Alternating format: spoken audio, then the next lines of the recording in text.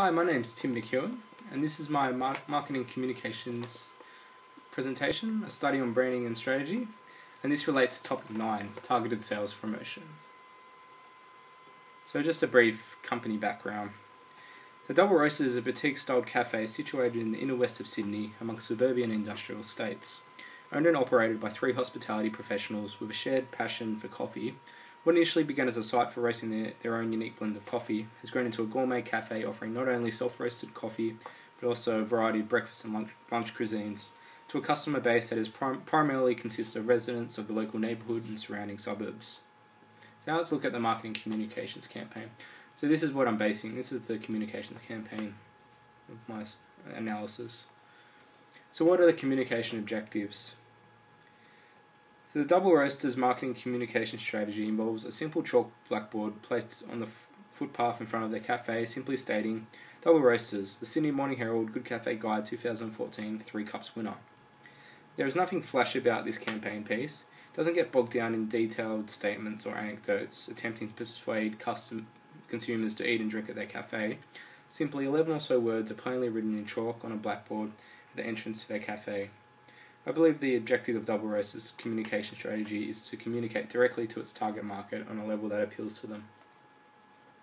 So while all promotional strategies are designed to expose the product brand to the consumer in order to get their attention, the objective of this communication strategy is not to gain consumer attention to the Double Roasters brand through an extravagant, eye-catching or memorable display of the brand. Rather, the simple colloquialism the use of the words Sydney Morning Herald Good Cafe Guide 2014 3 Cups winner suggests that Double Roasters is attempting to educate the reader on something that they may not already know about the cafe in order to expose and capture the attention of the consumer. In addition, the objective of this strategy is not to capture a significant increase in market share through a big advertising strategy.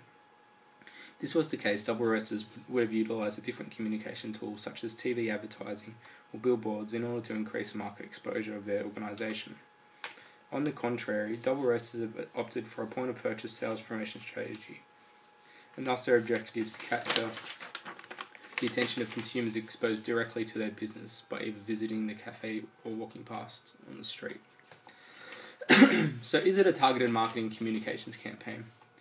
So Double Roasters' brand positioning strategy can be categorised as an image positioning strategy, as through promoting that they are a Good Cafe Guide 3 Cup winner, they are attempting to differentiate themselves from their competition on the basis of creating an association of quality that is not matched by its competitors.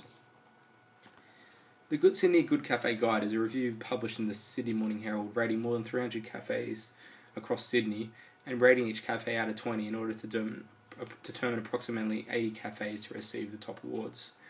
So a score of 15 to 16 is 1 cup, 17 to 18 is 2 cup, and the highest rated cafes get 19 and 20 get 3 cup. So this is a targeting communications campaign, as Double Roasters is pursuing this form of communication due to their understanding of their niche market, its specialty coffee market. So ingrained in the specialty coffee market is an inherent knowledge and passion for coffee. Consumers categorised by this target market tend to be well informed about coffee through trial and word of mouth and actively seek out the best coffee experiences. Due to the fact that this population is in constant search for the best coffee, a marketing communication that promotes that Double Roasters has been acknowledged as providing one of the best coffee experiences in Sydney is likely to be effective. So does the marketing communication support the positioning strategy?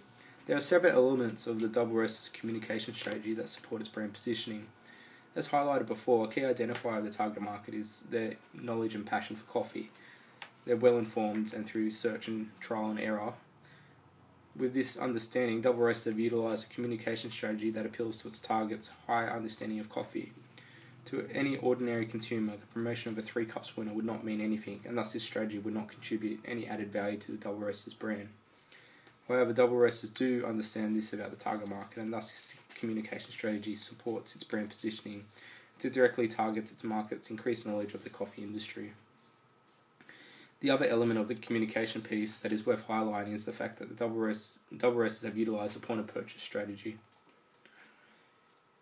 As I discussed earlier, the disadvantage of this communication strategy compared to other strategies, such as billboards or TV, is that it has the scope to reach a lot less people. However, the point of purchase display supports Double Roasters' brand positioning strategy, as the majority of their customers are sourced from their neighbourhood and surrounding suburbs. Thus, most of their customers make a decision at the time of consumption whether to visit Double Roasters, or alternatively cross the road and visit the other competing cafes. The 3-cup winner promotion associates a higher quality brand image in the mind of customers when they make a comparison and decisions of their alternatives. In regards to the minority of the market that visit Double Roasters from a distance away, as highlighted before, the target market are well informed and up to date with what's happening in the coffee industry, and thus have other avenues to learn of Double Roasters' high quality service. So is the campaign cohesive with the other marketing communications of this product or service? I believe this campaign is quite cohesive with the entire Double Roasters approach to marketing their brand. Apart from the Double Roasters sign attached to the side of the building and stenciled on the front window, Double Roasters use no other eye-catching material to promote the brand. At least it's because they want to differentiate themselves from large chain coffee stores such as Starbucks or Gloria Jeans, who use big budget advertising displays of their brand and logos, uniformity of stores and staff, in order to leverage as much brand equity as possible. Double Roasters' primary marketing objective is to make their service all about the coffee experience, and this is what the target market desires. Like I said, consumers categorised by this market are well informed about coffee and actively seek out their coffee experiences.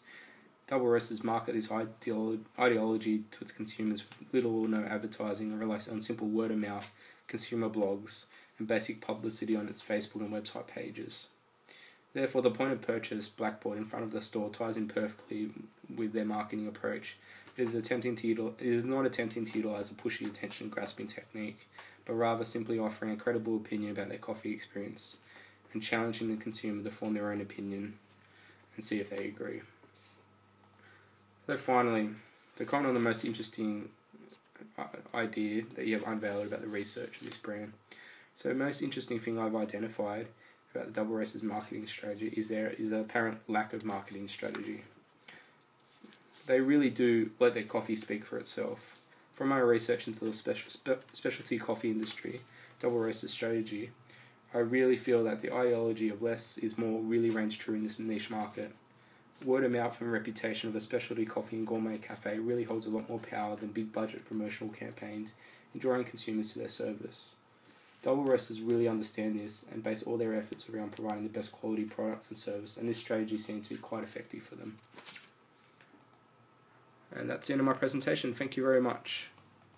And here's the references.